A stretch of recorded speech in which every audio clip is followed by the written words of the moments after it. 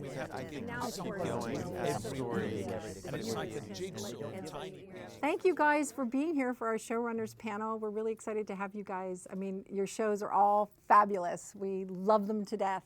And you are now the rock stars of television. I mean, how did that happen? I mean, back in the day, like, you know, television writers were anonymous. Everybody like kind of figured that, you know, the actors were coming up with the lines by themselves. And now in this like ascendant age of television, the showrunners are king. How do you handle the celebrity?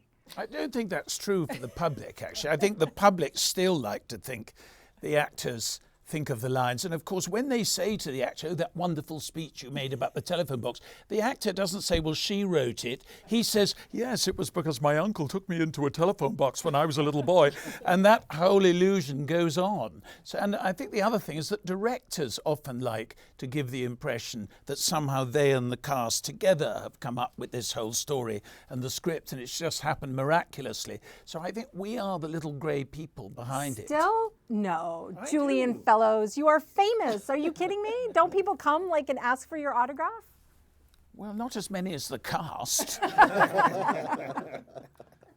No, but I mean, it is a wonderful age for television, wonderful age for viewers. Is it wonderful to be a writer in television? I mean, I was thinking, you know, there's so much attention now on TV, on the golden age or the platinum age or whatever we're calling it now. Does that make your lives easier or harder that there's so much attention being focused on TV? I think ultimately the thing that makes it hard, the pressure comes from yourself and wanting to do the best job possible, wanting to do something new, wanting to do something excellent.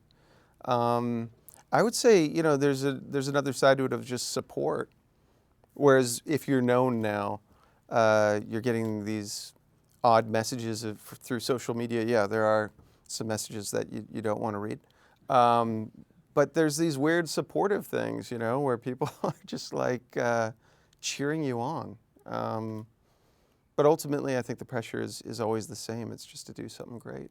But I think it's true because it is the golden age, and there is at this table and elsewhere some of the most fantastic work being done. The bar is so high now.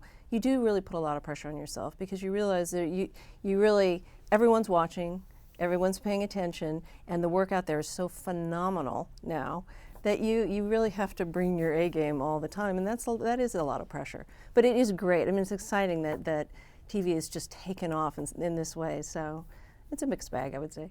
I know, it's not the idiot box anymore. No, it certainly isn't. But I think that's another positive thing about it is that the challenge is more than getting ratings, and it's more than grabbing an audience. But there's a challenge now just to be good.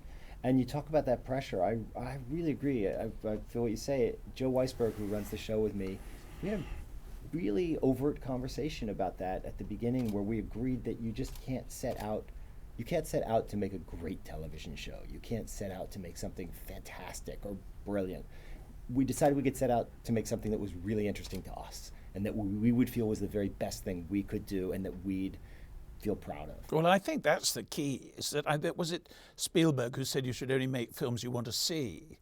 I think you have to make shows you want to see. That's right. And if somebody else wants to see it, isn't that great? But if you start trying to think in terms of the audience, you know, what's in this for teenagers and what's in it, absolutely hopeless. I think that's the way downhill.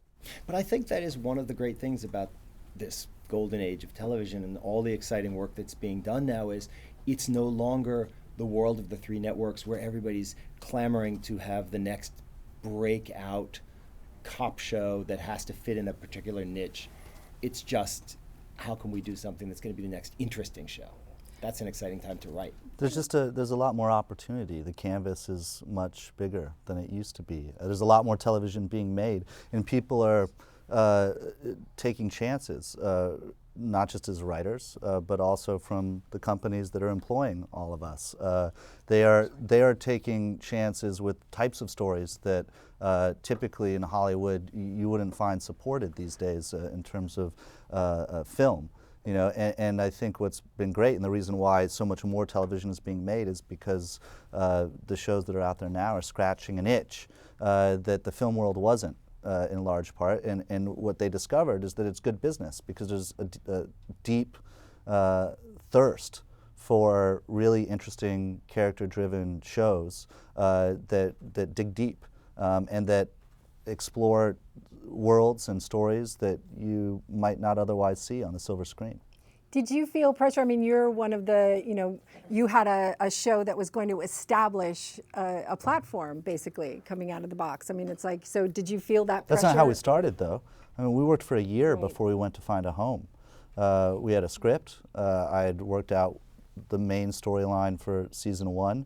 We had our 2 stars. We had David Fincher directing, and we didn't, until we had all those pieces in place, sit down with people that might want to give the show a home. When we sat down with Netflix, we weren't at all sure what they wanted to do. We vaguely knew that they were interested in original programming, but we had no idea that they were going to offer 2 seasons. We had no idea that they were going to grant us the privilege of so much creative freedom. So when we started our journey, we didn't even know Netflix was interested in getting into the game. So we didn't start with that sort of pressure. Our only pressure, I think, is the pressure that's far more onerous, and also the joy of doing what we do, which is the pressure you put on yourself to tell a great story, period. No one is ever going to be as rigorous or hard on you as you are on yourself. You're putting your name on something. I think also one wants to be slightly chary of going on about how difficult it is and what pressure we're under. Try mining, and I think one has to remember. But you do being want a to. TV critic is very difficult. You do want to mine greatly, though. I mean, you don't want to be an adequate miner. But it is that thing of when, actors come on chat shows and tell you how impossible it is to shoot a picture in Naples for 4 months. And you just think, oh, come on.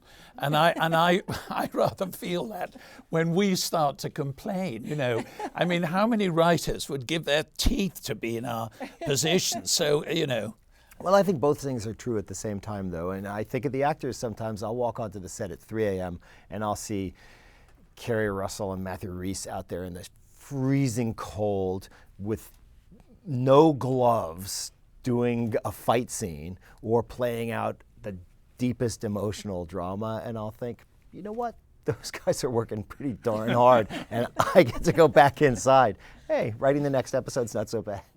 Give them something harder to do next.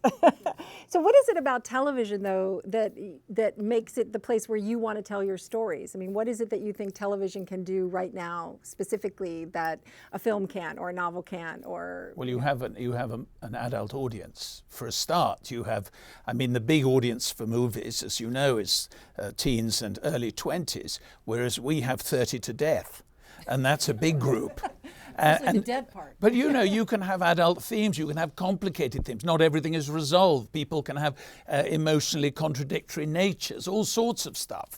Whereas if you're trying to put that into a movie, who are we rooting for? You get these absolutely idiotic notes. Whereas in a television thing, because it is character narrative, really, that's what all television is character narrative, because we get the public to invest in these people for one reason or another. And we've got the space to do it, hour after hour, week after week, year after year.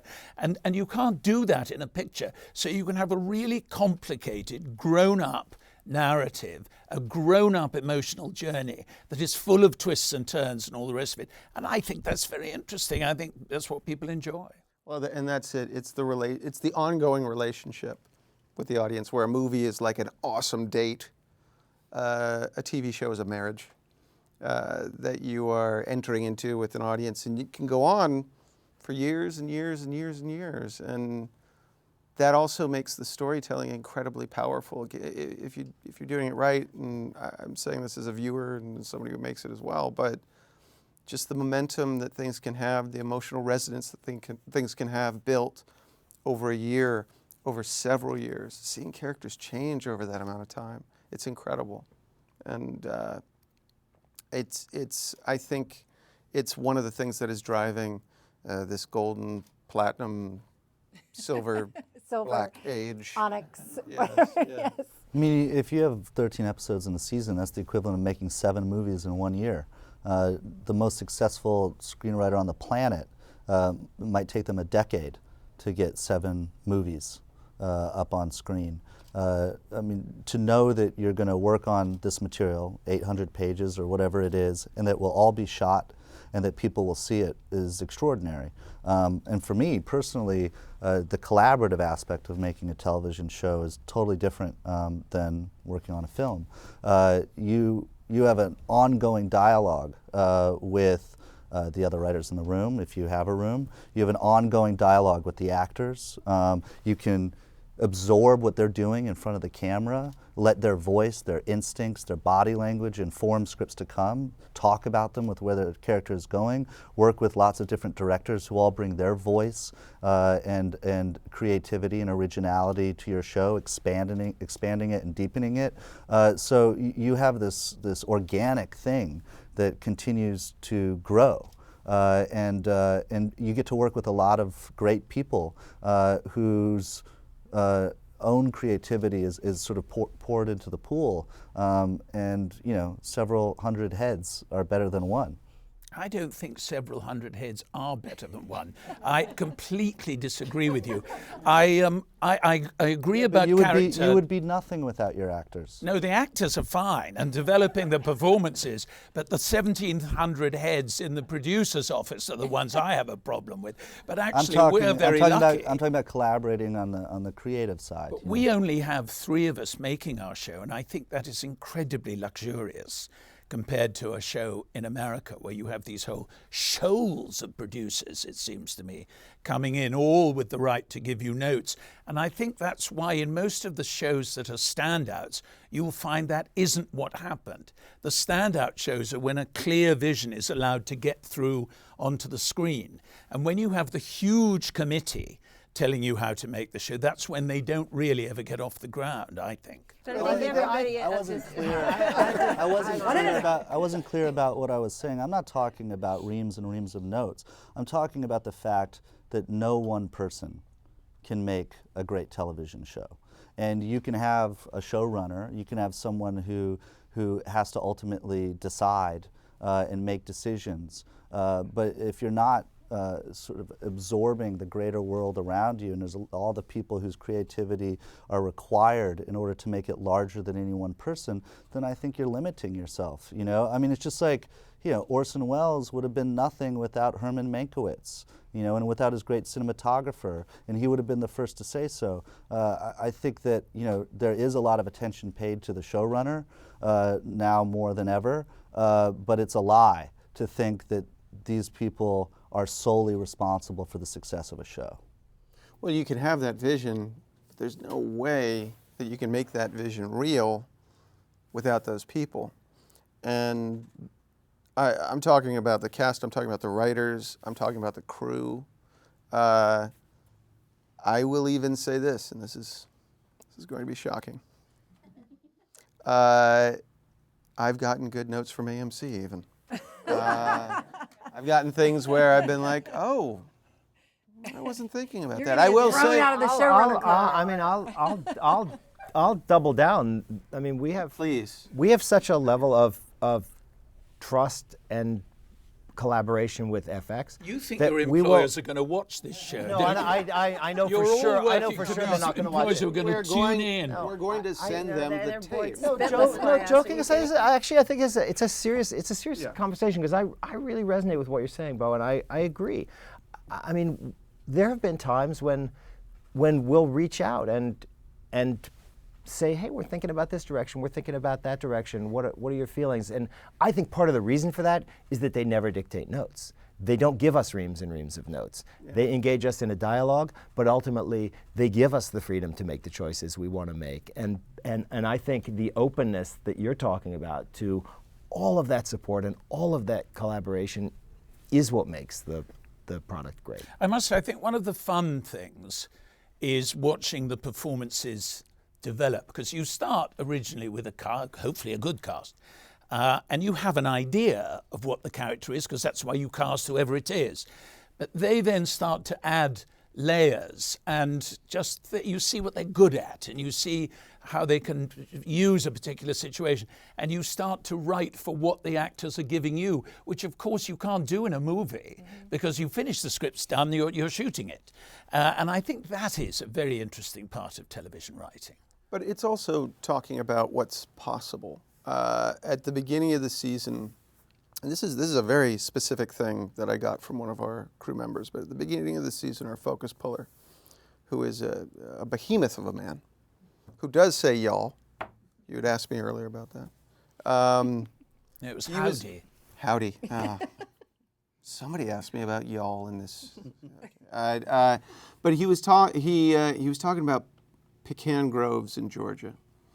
And he was just talking about how there's this incredibly evocative place. And he was sending me videos with a great deal of Southern slang. And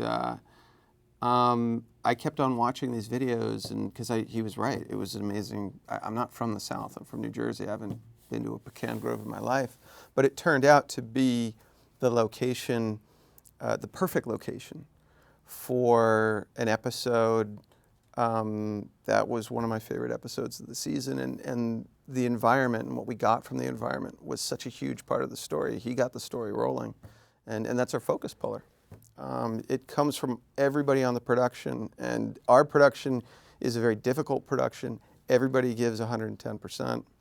Oh man, I just said a really hardcore cliche in front of all these writers, for these great writers. Anyways, but writers are professional thieves. I mean, you steal from everything and everyone. You steal a great idea from the focus puller. Yeah, and that the kind of excitement that generates only gets me more of those ideas, and those ideas work in all sorts of directions between the departments. People from special effects affecting the wardrobe, people who find our locations. Oh, he liked that pecan grove. Well, then I just get a catalog of locations in Georgia. And just looking at the right picture can start a story. It is a collaborative process. There's an enormous amount of work to do. And if anybody's willing to throw inspiration my way, I will take it if it is legal. So, What's it like for you, Michelle, when you're dealing with real people? Like that you have this, Well, I love it. I feel very blessed that actually my story is nonfiction.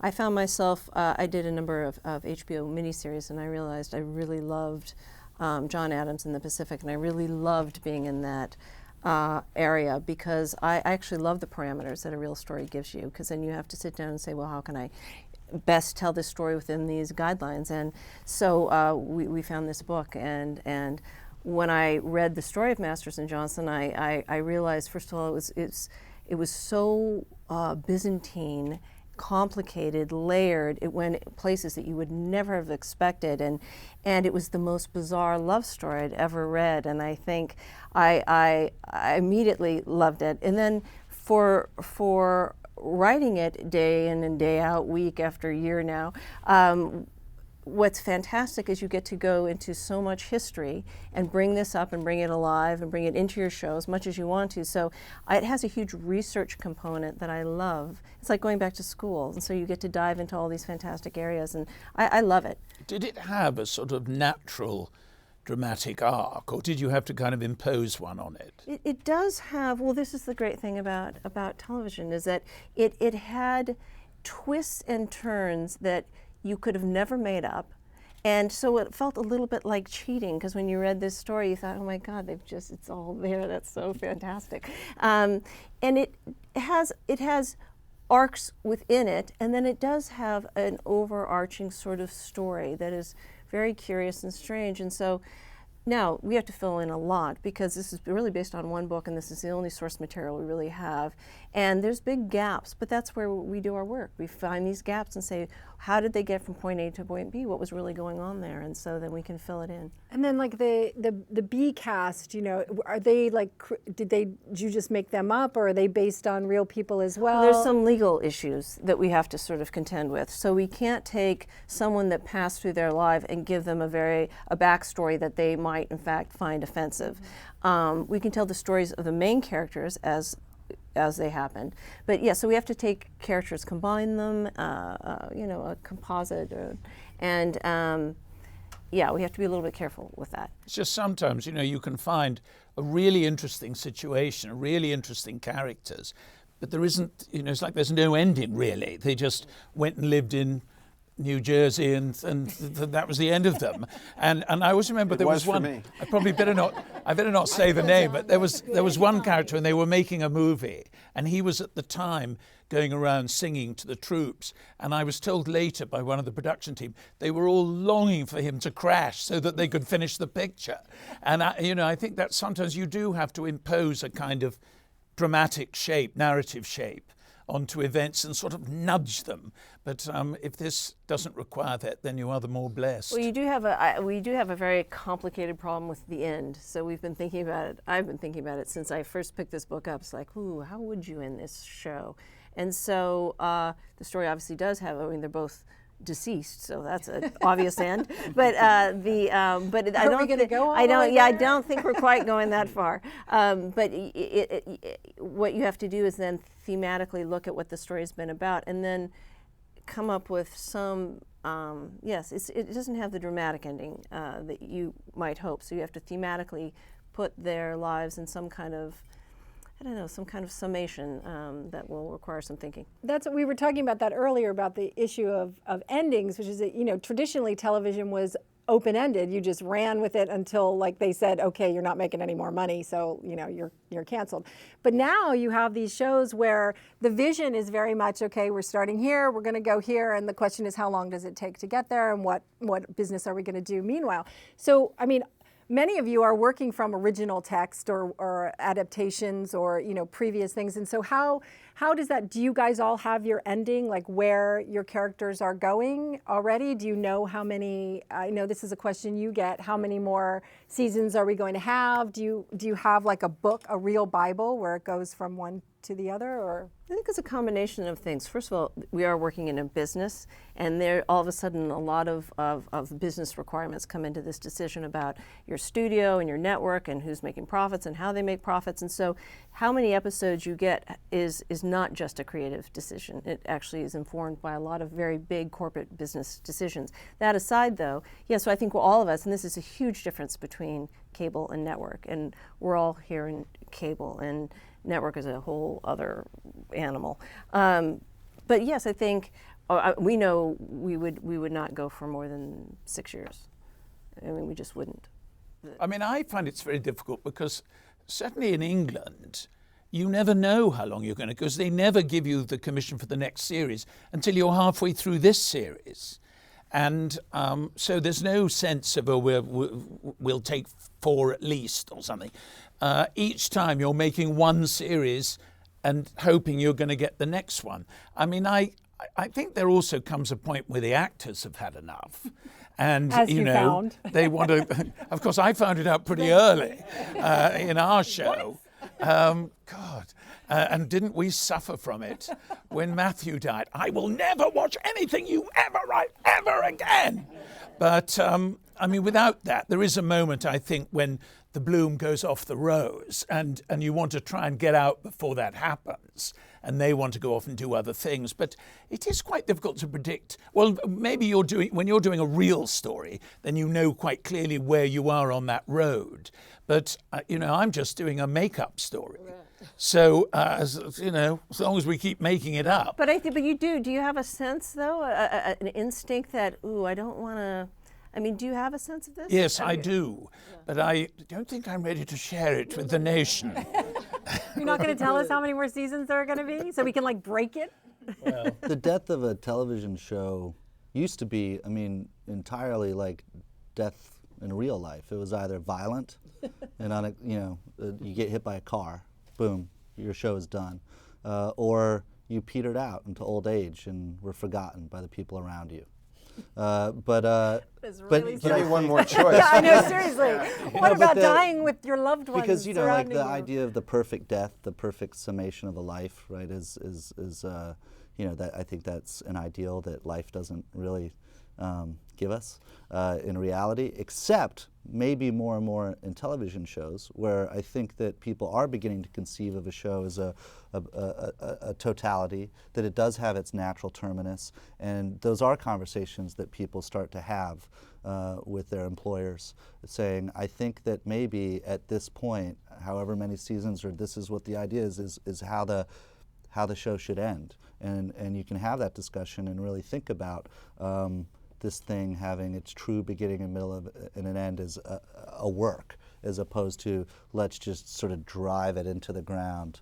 And I think that probably has arisen out of more and more when you have subscriber-based services, as opposed to just when does the revenue from advertising begin to fall off and necessitate this show going away. That's a good point, and I agree with what you say in terms of finding the ending. I also feel like knowing those endings informs a lot about what the drama is along the way. And I think in some ways what we're doing in the cable world has less to do with what has been done over the years in certain network shows than it does with the serialized novels that people read years ago. Mm-hmm. And knowing where you're going with that story helps inform all those individual chapters along the way. And people are coming to expect a satisfying ending. Right. Oh no, they definitely do. I think The Sopranos sort of set us on this path. I think this was sort of the beginning of all of this, which is a contained story, an ending that the creator had thought about for a long time, but it's great. It is there are novels, and we get to figure out how to end them, which is. I think they are those novels that were released chapter by chapter, and of course, people like Dickens and Thackeray were altering the direction of the narrative according to how the public was responding. So it was really very similar in the way of creation. And I think we are, in a sense, making the modern novel really in a new form. Well, certainly that's how people are. I mean, especially with your show. I mean, people are watching them now this way. So you sat down with a book and you didn't get up until it was finished, and now they do this with TV shows. It's kind of an amazing transformation. I think it's also having an end in mind that's flexible, knowing thematically where you're going, knowing what you want to achieve, but almost accounting for expansion from that.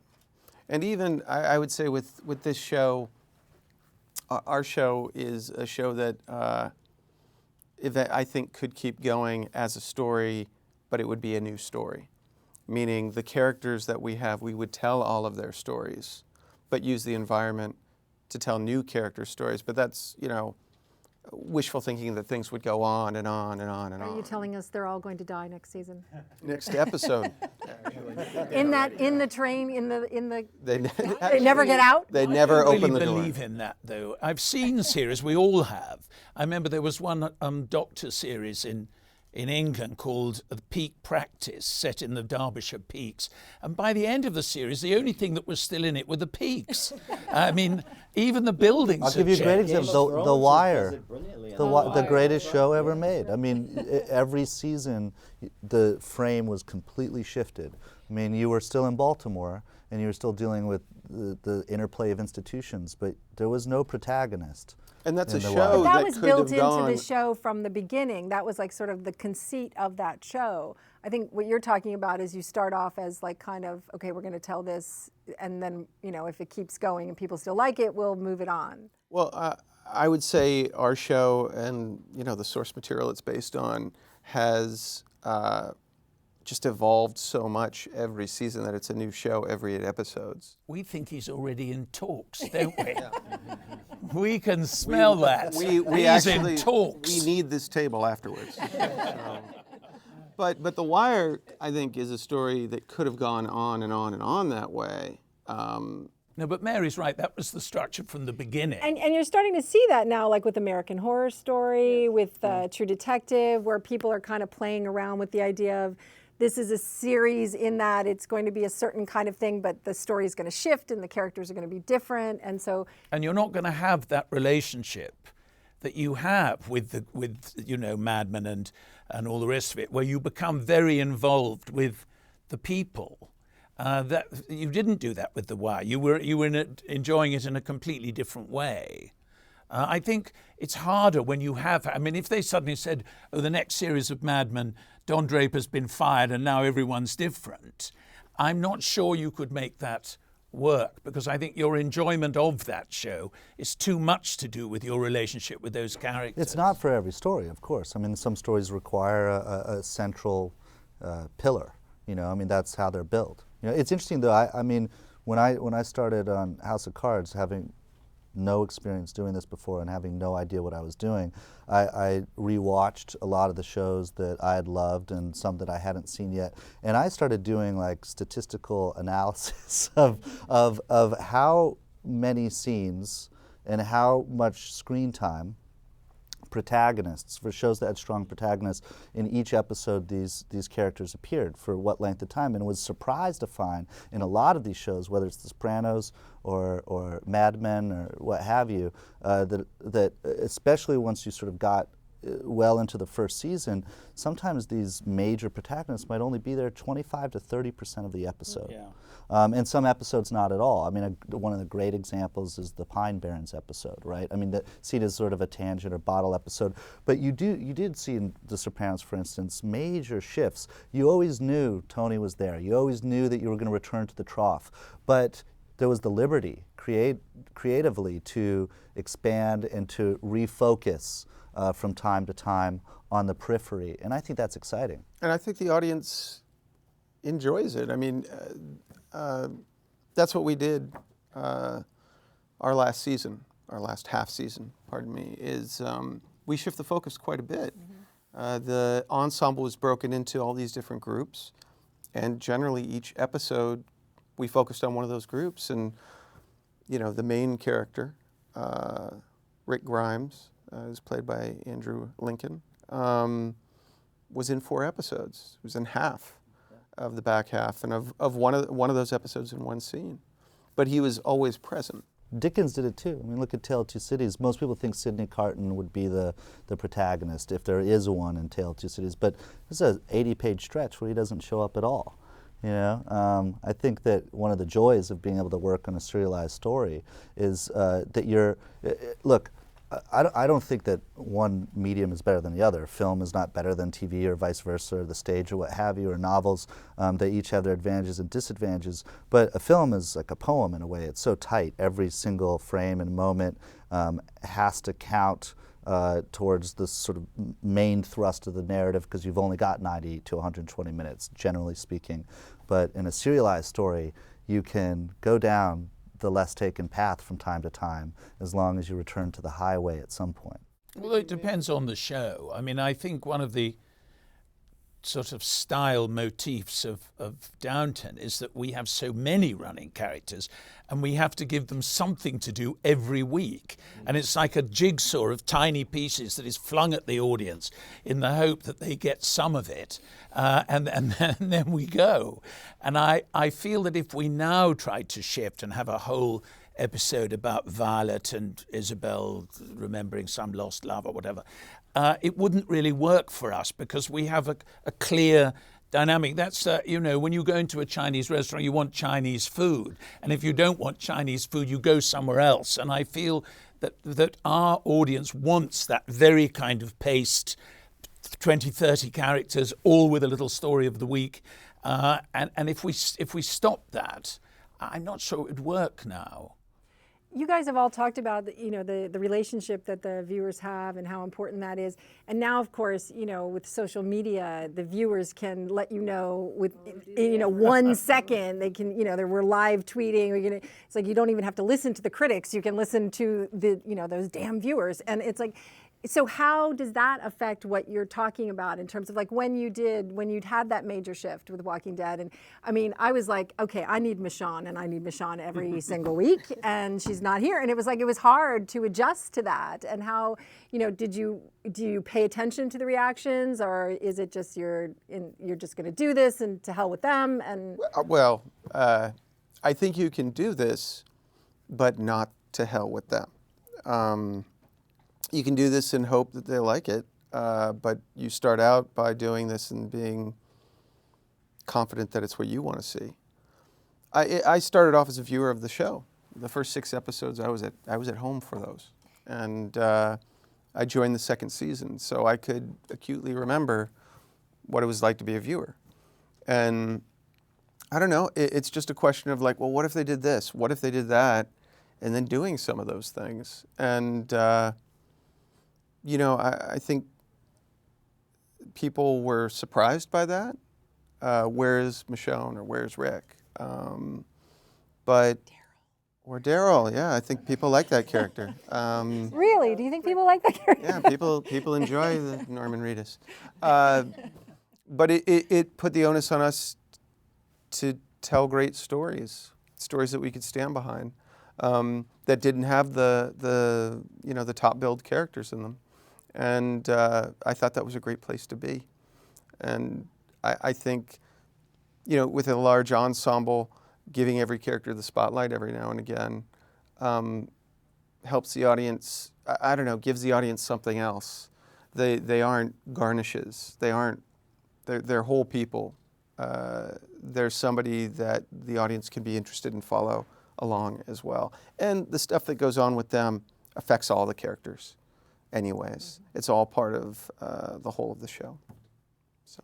But I think this question of Twitter and the internet and these immediate responses is a very interesting one. And it's we do look at the Twitter feed, and we certainly read the critics and the bloggers who are not just writing what they call recaps. They're really, oh my God, it's an art form. rich analyses of the work, and you have to appreciate those. And it'd be easy to dismiss them and say, well, we're above that. But the fact is, we really do read them and think about them, and sometimes they challenge us, and sometimes they provoke new thoughts, and I think that's great. I think it's also, though, can be very scary. At some point, I have to sort of put my head down with all that, because it is really true. The level of analysis and how the way people are paying attention now is staggering.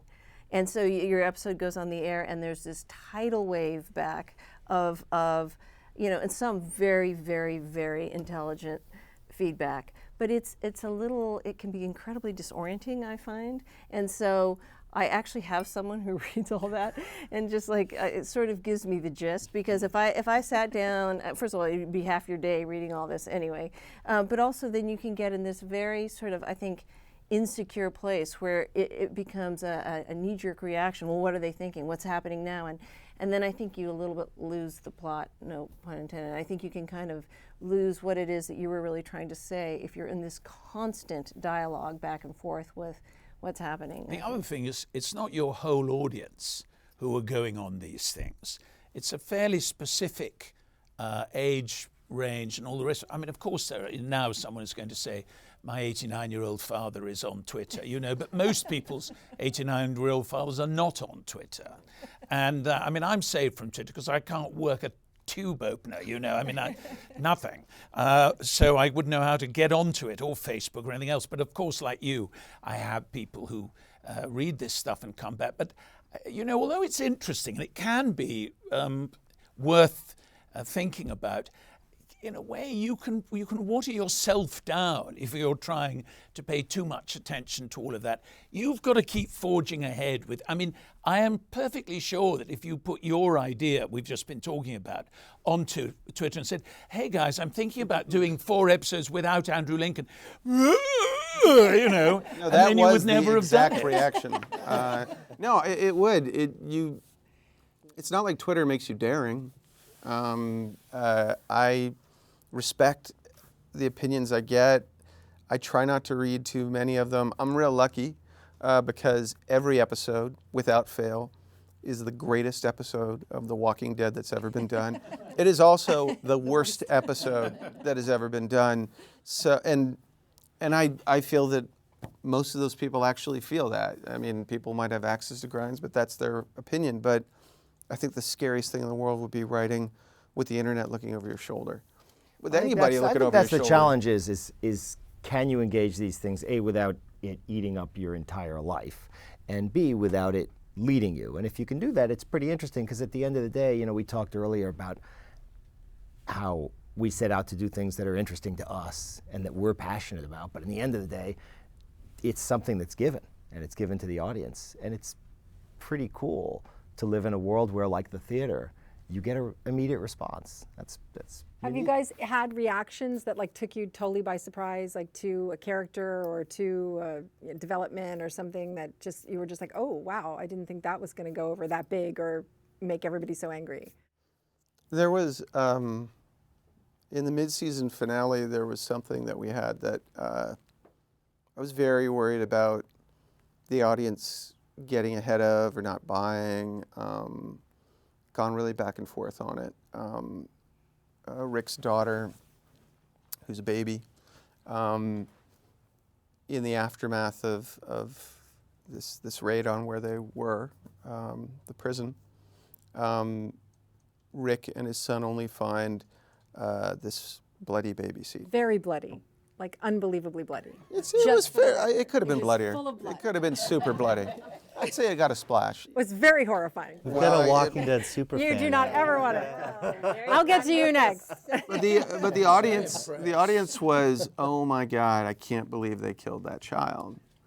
And We had a huge debate about it. yeah, I did not think she was dead. And I mean, it was within the realm of possibility, and I did. Oh man, I hate saying this in front of everybody, but it's an obvious thing. Nobody wants to see a baby eaten on television. They just don't. Well, the audience did, in fact, Revolt? Well, they did believe that, oh my God, they killed this child, and that the child was alive, and the person who rescued the child was hurt. That's just why. Try killing a dog. That's intense. Oh my God! 30 I mean, seconds, you just too. like came right out. It was like, boom. That was right out of the bag, though. That was mercy, though. That was mercy. We often underestimate how important these characters and situations and whatever become to our audience, because however much we're pleased with the way things have turned out, we were there when they were being filmed or cut or edited, and we took this shot down and, blah, blah, blah.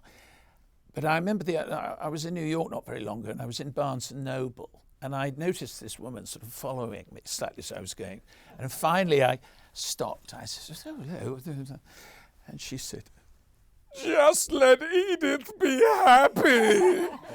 And, you just get a vision and you think, blimey, I'm really in this person's life, This stuff is important. And I think you have to remind yourself of that every now and then, that when you do bad things to them, you're treading on people's dreams.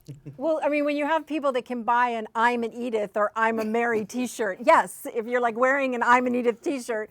And I was very happy to see that you let her be a little happier or less morose. Is she going to be happier? In life, I there love are when she people who almost are became a lucky journalist. and there are people who are unlucky. And I'm afraid Edith's one of the latter.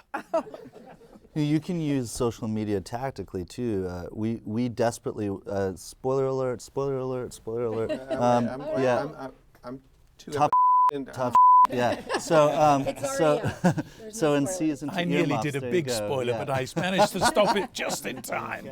No, we desperately wanted to keep the Zoe Barnes thing in season 2 secret, that, so right? Okay, yeah, you're good. You're good. So we took a lot of pictures of Kate on set when she was filming the first episode of season 2, and then we would just dribble them out over the entire production phase to make it, like on set with Kate today. So it looked, I mean, I have no idea. Miraculously, we kept it secret, but we made it appear as though she was with us the whole year. That was actually really amazing Disinformation. because, in the original, that character dies in the first go-round. She's, the reporter is thrown from the roof. Yeah, of the I mean, House look, of Parliament. we and at this point, we're definitely completely on our own. Like we don't use really the BBC version as a template in any way, shape, or form. I mean, and Michael Dobbs, who wrote the books that the BBC version was based on, loves the show and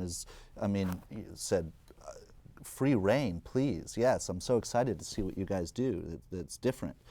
So we've stolen things for sure, and definitely there's archetypes in some of the characters where we've in direct address we've stolen, and there's certain things that credit must be given where credit is due, but we don't. That I guess in some ways we did steal that, but the characters are so different and the storylines are different. I did know from the get-go, like well before I even started writing season 1, that she would meet her demise in the first episode of season 2, and she knew it as well. Oh, that's good. She didn't find out that and Corey day Stoll when we had knew the pages. what episode he was going. But I know we managed to keep the death of Sybil completely secret. But we were so alarmed by the great distress that this caused that with Matthew, which we had not planned on and had been slightly sprung on us, I mean perfectly properly in every way, but slightly sprung on us, we did leak it a bit deliberately because we just didn't want that absolute stunned feeling. It went out on Christmas Day, which was bad enough. And because we tried to persuade him. I said to him, can't we just finish with the baby, ha ha ha, everything lovely, and then come back next year and we'll kill you in episode 1. He said, no, I really don't want to. So we knew we had to kill him, but we did leak it a bit so that people would say, I believe something terrible is going to happen tonight. And we were getting that on Twitter because we just thought the whole country would have a sort of heart attack. Oh, that's heresy. Heresy. Leaking your own No, thing. I know, leaking your own show. People have to be Rather prepared. hopeless, They have isn't to be it? prepared. But okay, well, let's talk about killing off characters because that has become something that people are very, up in arms about, that you can't trust. I mean, back in the day when you had an ensemble, chances were they would remain an ensemble, maybe 1 or 2 with but now, I mean, the ground just shifts beneath your feet every 15 minutes. Well, I mean, for us, maybe it's not so simple. much I for know, you, but I don't quite have the same. you don't have that problem. Well, that would you be just a have shocker. people having sex with the weird people that you didn't think they would be having sex with. But what I think was difficult for American audiences to deal with us is that in England, you can't get anyone for longer than a 3-year contract. And they're used to 5 years of the same actors and so on. We don't have that. Anyone after 3 years, anyone who wants to go, goes. And you have to somehow make it work. And so we knew Jessica was leaving quite early on. She said, I'm going to do 3 years and that's it. So that was easy. We built it in and we decided, what's going to kill her and all this stuff.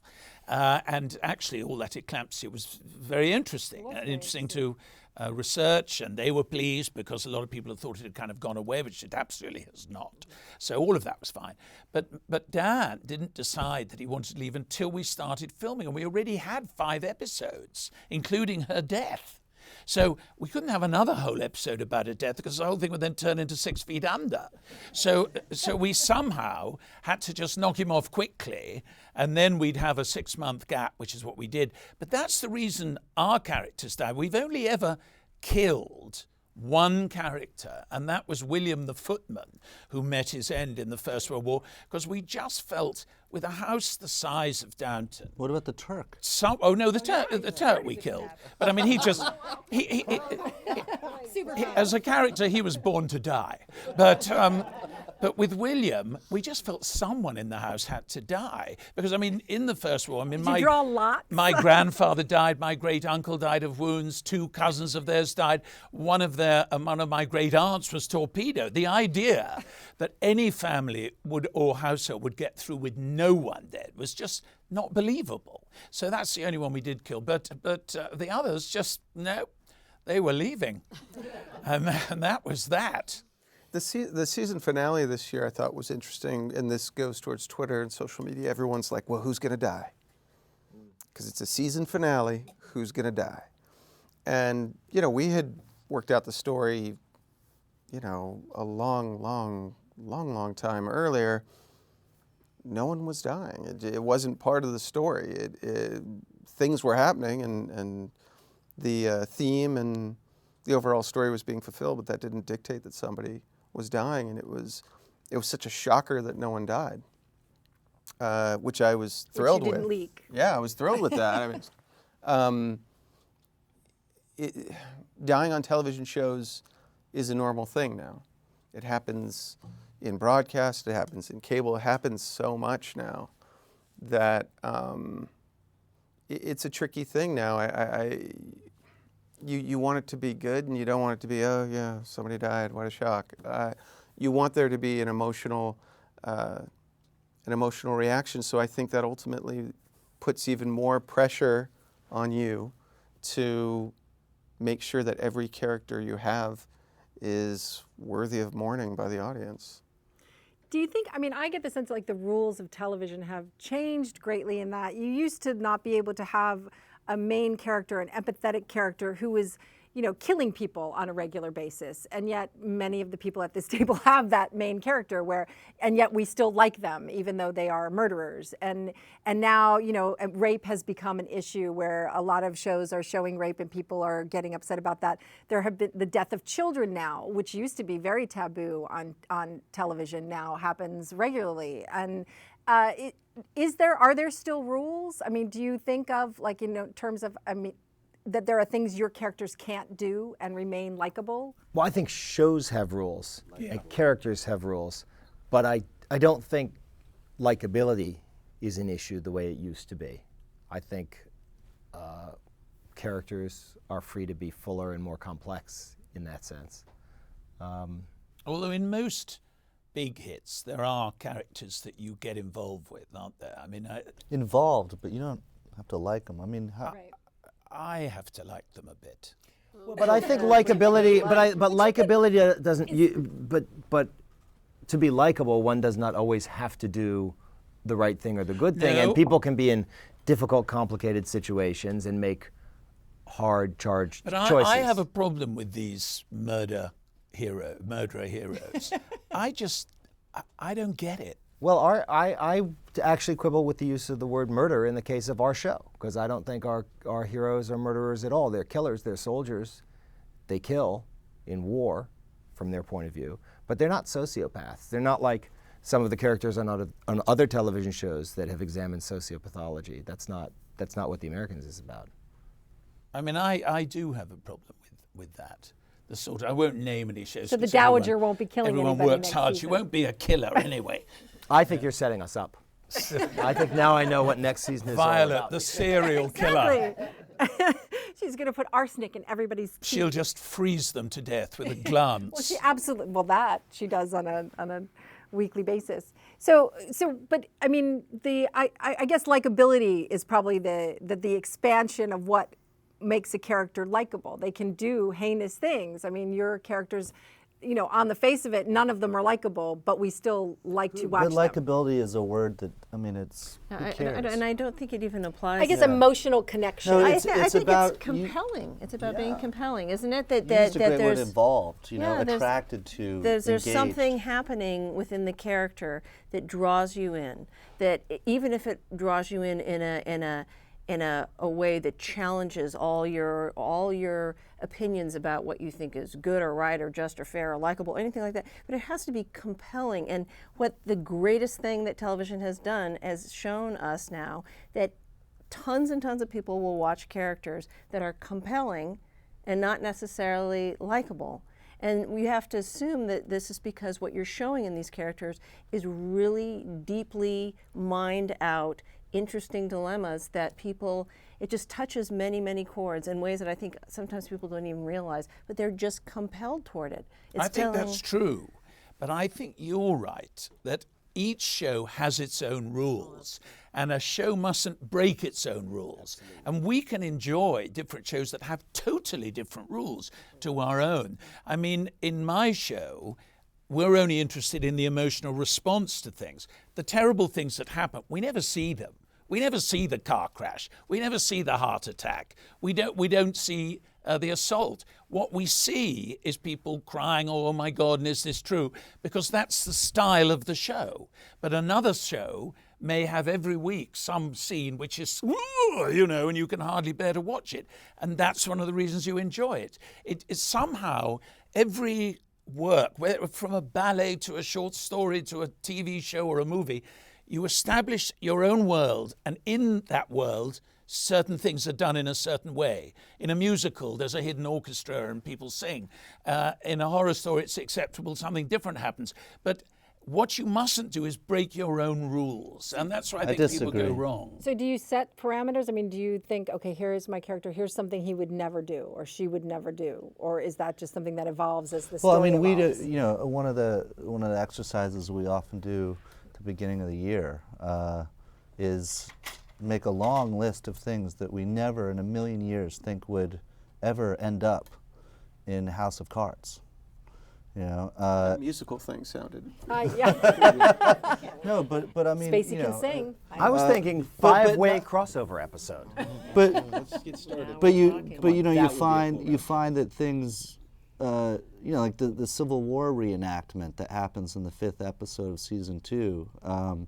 You know, it was something from that list, and it's not just say, "Hey, Ma, So look you what made we a list can of do." here's what we're not No, going to do, but- and then you did it. No, not the things we're not going to do, but to open our mind up to never get comfortable in some sort of groove or some sort of preset parameters just because they worked one season. To always question those rules. Yes, we have rules. Like, for instance, we have very strict rules in terms of cinematography. No long lenses, no unmotivated moves of the camera, no steady cams, no handhelds. We have a very strict color palette. These are all sort of aesthetic rules that Fincher set up in the first couple episodes. And yet, when we need to break a rule, we do. When we did have the encounter between Francis and Claire and Meacham in chapter 11 of season 2, there was no way to get that intimacy, to get in there, to really sort of feel the flow unless we did it handheld. Now, I mean, we are very strict. No handhelds, period. And yet we did it because we needed to. That's an aesthetic or formal rule that we broke, but we take the same approach narratively as well. And I think you have to, you must. If there's no risk, then there's no potential for failure. And if you don't engage with the potential for failure, then you don't do anything new.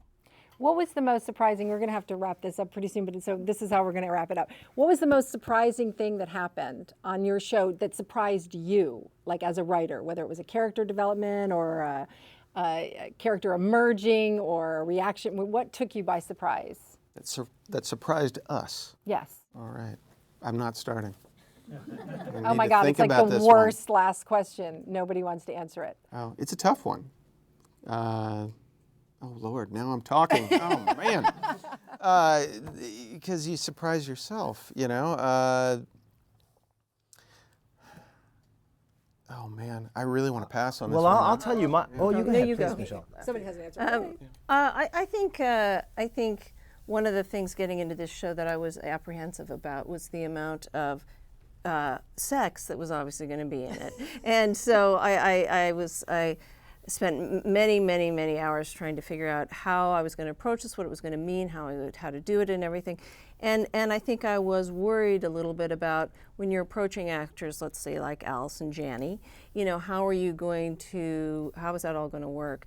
And I think one of the things that's really surprising is how, if you create the right environment, everybody wants to take their clothes off. I mean, it's really extraordinary. And I realized it had to do with everyone coming in now knowing that if they're doing it, it is for a narrative reason. We don't get into that kind of gratuitous stuff at all. And so once people feel safe, so the Alice and Janney story was actually very funny because her contract was just like red X's all over, will not do this, will not do that, will not do anything. And by the 3rd episode, she says, how come I never get to get naked? I mean, she was really quite upset about it. And so I realized, that's what surprised me. I thought, somehow we've sort of put together something that actually makes people feel safe in that way. And I thought, well, that's good.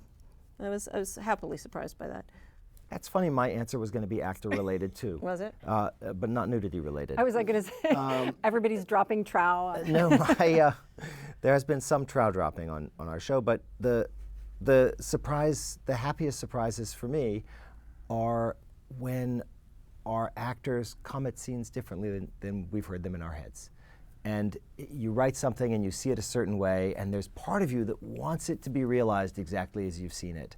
But then you're on set and you see people taking it in surprising places that are deeper and more surprising, and that's always fun for me. And that you can never see coming. See, I'm glad I didn't go first. You unlocked it with that, which is not actor related, but it is about different contexts. which I think is what you're talking about, which is, I think the biggest surprises this year in the show have always been in the editing room. When just a couple of scenes put next to each other, the context changes completely, which, you know, is not a shock. I mean, that's what happens in editing. But to see it happen to stories that you've been visualizing in a certain way, to see those just instant changes and to get maybe just an incredibly, just a bump in the richness of a scene just from a slight little change of the order. Those have been, that always surprises me, because you're always, for, you know, weeks and weeks and months, you're picturing it one way, a little change, and it's a whole different way. So. For us, I guess, I mean, we try to surprise ourselves every chance we get, but the character of Rachel, which was a byproduct of another great surprise. We always knew Corey Stoll was going to be amazing, but he was so great that I shifted a whole story of someone running for governor in the first season, that was another character altogether, into his story, so that we could see more of him and to deepen his character, and it ended up being a great move. But as a byproduct of that, Rachel, listed as only the call girl in the first couple episodes, came back, became a character, because I was looking through all of our characters to say who are people that we've seen that he's engaged with that we can use to expand his story, and she sort of came out of nowhere, and Rachel Brosnahan gave us such wonderful stuff every time she was in front of the camera, and then this bizarre relationship started to develop between her and Stamper that propelled its way into season 2. And some of my favorite stuff in season 2 is stuff that has very little on the surface to do with the rest of the plot engine, but it gives us access to this woman, to sides of Stamper that we haven't seen before, and is really something that is so enigmatic, and that was a constant process of discovery. We never fully knew where we were going with it. Even as we were shooting it, sometimes we'd make big changes. And those sort of surprises are just gifts from the gods. I think all our surprises are actor connected, because you write this stuff and then the good actors take it and add a whole new layer to it, and some scenes which you thought were quite ordinary suddenly become rather marvelous, you know, and that's them. But I know for me, really, I'm not sure if it's quite a surprise, but I remember at the very beginning in the first series, we were hoping that we had created a dramatic world where we were allowed to be funny and be quite light-hearted, but also have quite big dramatic events every now and then. And the tester was, of course, the death of the Turk, based on an entirely true story, incidentally, but that's another day. But anyway, that was for me the great trial. When we started to run the show, and they'd had the first 2 episodes, which were both quite benign, and then we had the dead Turk and the women struggling with him down the gallery, and it really woke the audience up, and it was all the newspapers, blah, blah, blah, blah, blah. And I realized in that moment that we were going to be allowed to have this world that was funny and also sweet and nice, but also these fantastically dramatic things happening in the middle of it. And we were going to be allowed to get away with that. And that was a great relief, apart from anything else. Opened it all up. Yeah. Well, thank you all so much for coming. I could talk to you for like another hour, but many of you are writing your shows, so I need you to get back to that. Thank you. Thanks so much. Thank you.